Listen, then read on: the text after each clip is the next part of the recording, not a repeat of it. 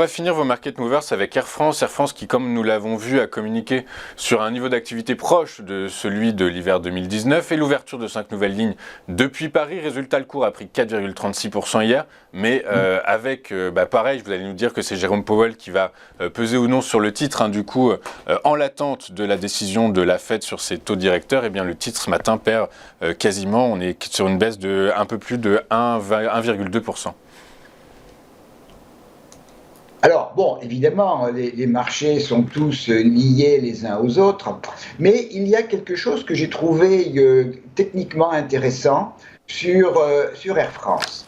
Et ce que j'ai trouvé intéressant, ce sont les bandes de Bollinger actuelles. Et on voit que les bandes se sont resserrées et que les deux bandes hautes et basses sont plates.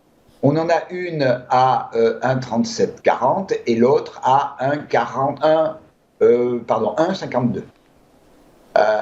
Alors, ce qui veut dire quand les bandes de Bollinger se rapprochent, c'est ce que l'on appelle une phase de squeeze.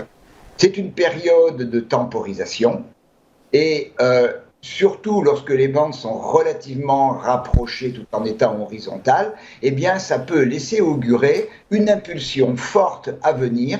Donc pour moi, c'est une action qui est à surveiller. Et la rupture de la bande basse ou une impulsion haussière qui franchirait la bande haute, eh bien, pourrait largement indiquer le démarrage ou le choix d'une direction à prendre quant à l'action. Alors, les niveaux qui sont importants dans cette optique. Si on a une vision positive ou dans l'attente et que le marché montre de l'appétit pour Air France, il faudra vraiment surveiller le niveau de 1,5990, on va dire 1,60. Le franchissement de 1,60 voudrait dire le franchissement du précédent plus haut dans le mouvement haussier qui a démarré au mois de juillet. Donc on aurait véritablement au-dessus de 1,60 une vision haussière pour Air France qui nous amènerait vers 1,69 puis 1,82. Bon, je ne parle pas encore du démarrage de la grande baisse de cette année qui était aux alentours de 2,10.